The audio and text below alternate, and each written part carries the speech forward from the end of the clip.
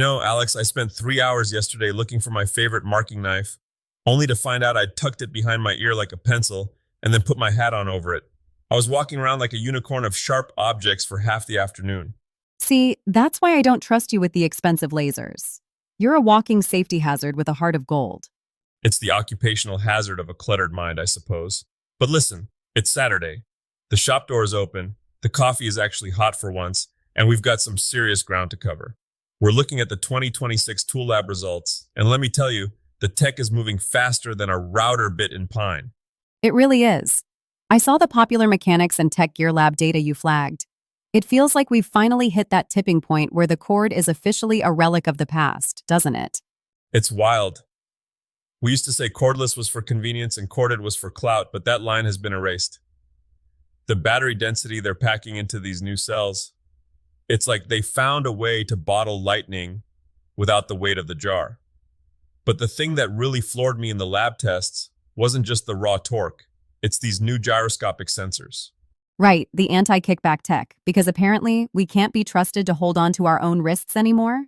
Hey, you joke, but I've had a hole saw catch a knot in a piece of dense white oak that nearly sent my elbow into the next county. These new smart sensors sense that sudden jerk before your brain even registers the pain. It's like having a tiny, very fast guardian angel living inside the motor housing. Speaking of guardian angels, let's talk about the big three: Milwaukee, DeWalt, and Makita. Pro Tool Reviews is basically saying if you haven't picked a team by now, you're behind the curve. It's a marriage, Alex. You aren't just buying a drill, you're joining a family. If you've got 12 batteries for one brand, you aren't exactly going to flirt with the competition just because they have a prettier shade of teal or yellow. But I will say, the DeWalt DWS 780, the 12-inch sliding miter, that thing is still the king of the mountain. It's the anvil of the woodworking world. You can toss it in the back of a damp truck, bounce it down a gravel road, and it'll still give you a dead-on 45-degree cut when you get to the job. It's rare to see a piece of tech hold the crown for that long. Usually, by year 2, everything is obsolete. Quality doesn't have an expiration date. If the fence is straight and the motor doesn't whine, wood doesn't care what year the saw was made. Fair point, but let's shift gears from the tools to the people using them. I was reading that Auto Service World report you highlighted regarding shop valuations. It was a bit of a cold water to the face moment for a lot of trade owners. Man, that hit home. There's this romantic notion in the trades that if you put in 40 years of grease and sweat, the business is your retirement plan. You think the name on the sign is worth $1 million. But the reality is, if the business can't breathe without you standing there holding the oxygen tank, it's not a business. It's just a very difficult job you happen to own. That was the truth bomb from the summit, right? Tenure doesn't equal equity. Exactly. The buyers in 2026 don't want to buy your reputation or your years in the community. They want to see clean digital books, modernized equipment that can handle EVs and hybrids, and systems that work when the boss is on vacation in Cabo.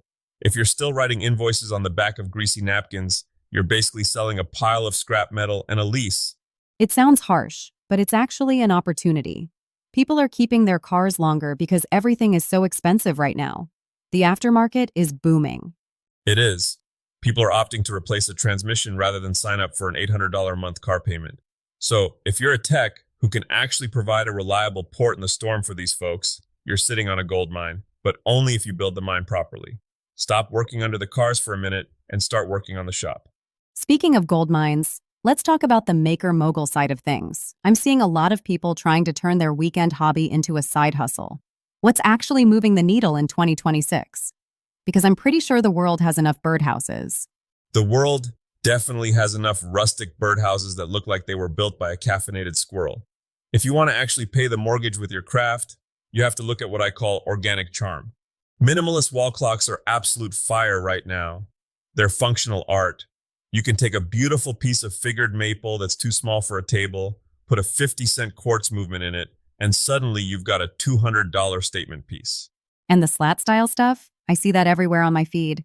It's the geometric floating shelves and those vertical slat plant stands. They're brilliant because they use very little actual lumber, which, let's be honest, still costs more than a decent steak. But they have this architectural, modern feel that people go nuts for. And you're seeing a shift in finishes too, right? No more dark walnut stain on top of cheap pine? Oh, please, let's bury the heavy stains in the backyard and forget where we put them. People want the wood to look like wood. 2026 is all about hard wax oils and natural waxes. It's that velvety, matte texture where you can still feel the grain. It feels expensive to the touch. It's the difference between wearing a polyester suit and a linen one. I like that. Organic finishes for an organic aesthetic. You're getting poetic on me, Tiger. Hey, when you spend as much time as I do talking to trees, you start to respect their personality. Okay, let's wrap up with the DIY side of the house. You were at the International Builders Show recently. What was the one thing that made you stop and say, okay, I need that in my house right now? It's the invisibles, Alex. Smart home integration that doesn't look like a Best Buy exploded in your living room.